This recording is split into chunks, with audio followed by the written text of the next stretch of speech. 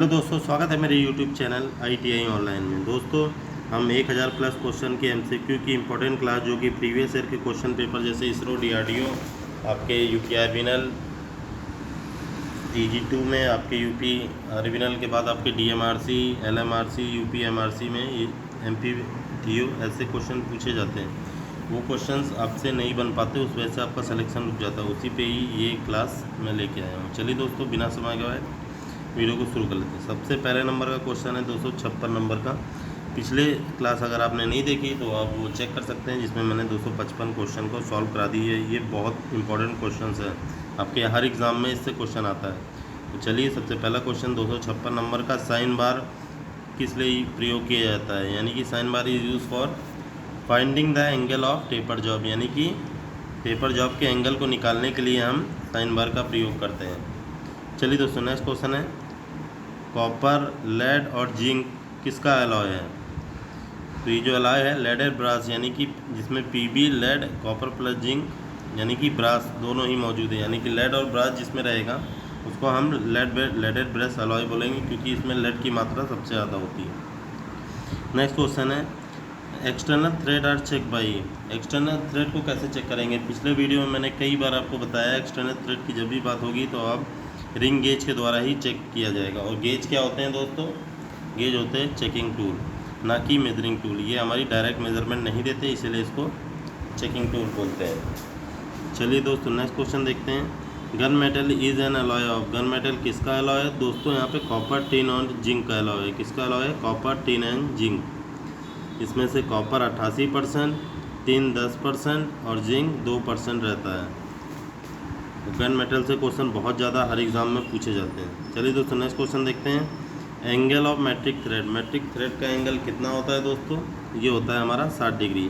Matric thread की बात होगी तो वहाँ पे 60 डिग्री का इंक्लूडेड एंगल दिया जाता है। एलॉय से क्वेश्चन बहुत पूछे जाते हैं। आप चाहेंगे तो मैं इस पर एक स्पेशल वीडियो बना दूंगा, जैसे ब्रास का एलॉय क्या होता है, ब्रॉन्ज किसका एलॉय होता है, उसमें क्या क्या पाया जाता है, ब्रॉन्ज के अंदर क्या कौन कौन से एलिमेंट्स पाए जाते हैं। चलिए दोस्तों, नेक्स्ट क्वेश्चन है, ये भी एलॉय से ही क्वेश्चन यहाँ पे पूछ लिया गया है।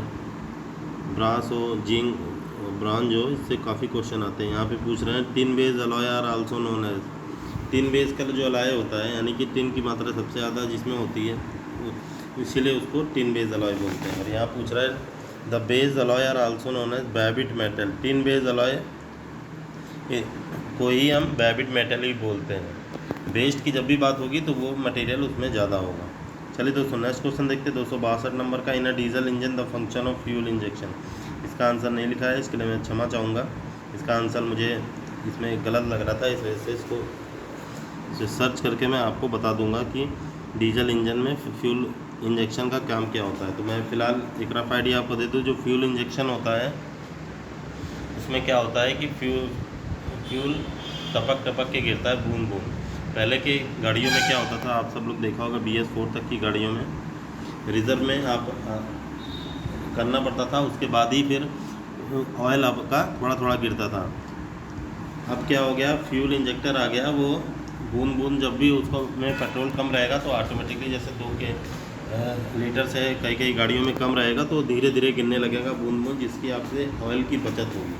अभी इसका मतलब ये नहीं है आप उसी पे गाड़ी चला सकते हैं, वो इसलिए होता है ताकि आपको पेट्रोल पंप अगर आपका दूर है तो 20-25 किलोमीटर तक आपकी गाड़ी रुके नहीं, चल जाए।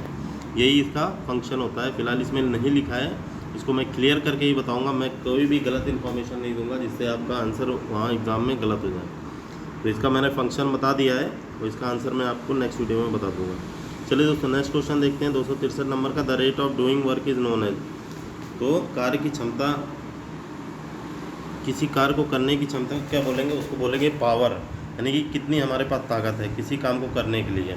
वो यही पूछ रहा है, rate of doing work is known as power बोलते हैं दोस्तों। अगर आप चाहते हैं पावर से रिलेटेड न्यूमेरिकल्स, इससे रिलेटेड कि ये क्या होता है, वर्कशॉप कैलकुलेशन से रिलेटेड, तो प्लीज़ आप कमेंट कर दीजिएगा, मैं उस पर एक सेपरेट वीडियो बना दूँगा। ज़्यादा से ज़्यादा आप कमेंट करेंगे तभी मैं इस पर वीडियो बना पाऊँगा।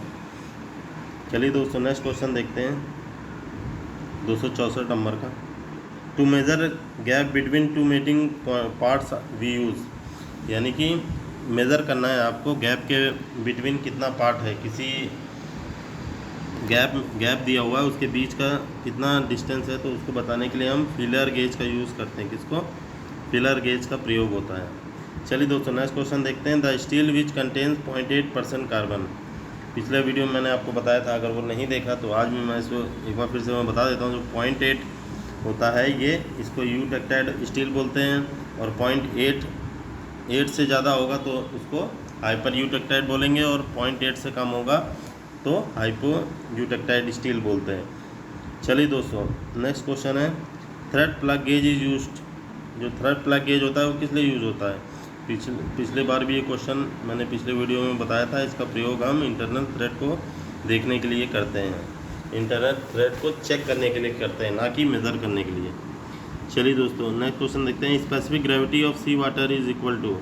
तो स्पेसिफिक ग्रेविटी सी वाटर की कितनी होती है दोस्तों? 1 होती है। कितनी होती है दोस्तों? 1 होती है। चलिए दोस्तों नेक्स्ट क्वेश्चन देखते हैं। दिस फाइल इज़, यहाँ पे एक फिगर दिया हुआ है। इस फिगर में आपको बताना है ये कौन सी फाइल को रिप्रेजेंट करती है। कुछ इस प्रकार से इसमें दांते होते हैं, तो ये होता है हमारा रैस्प कट फाइल, और आपको कमेंट में बताना है कि रैस्प कट फाइल किस लिए यूज़ होती है। चलिए दोस्तों ये टोटल 268 क्वेश्चन थे। वीडियो अच्छी लगी तो प्लीज़ एक लाइक और चैनल को सब्सक्राइब कर लीजिएगा। क्वेश्चन आपको ये मैं प्रीवियस ईयर के जितने ही पेपर हुए उसमें से वो क्वेश्चन ढूंढ के लाया हूँ जो आपसे हर एग्ज़ाम में गलत हो जाते हैं, और हर एग्ज़ाम में ये मेरिट डिसाइड करने का काम करते हैं। तो इसलिए वीडियो को लाइक और चैनल को सब्सक्राइब कर लीजिए, और ज़्यादा से ज़्यादा शेयर कर दीजिए अपने दोस्तों में जो कि ITI से रिलेटेड फिटर ट्रेड में तैयारी कर रहे हैं और उनका सिलेक्शन की कोशिश में है कि कोई अच्छी जॉब में सेटल हो पाए। तो चलिए मिलते हैं नेक्स्ट वीडियो में। ओके, जय।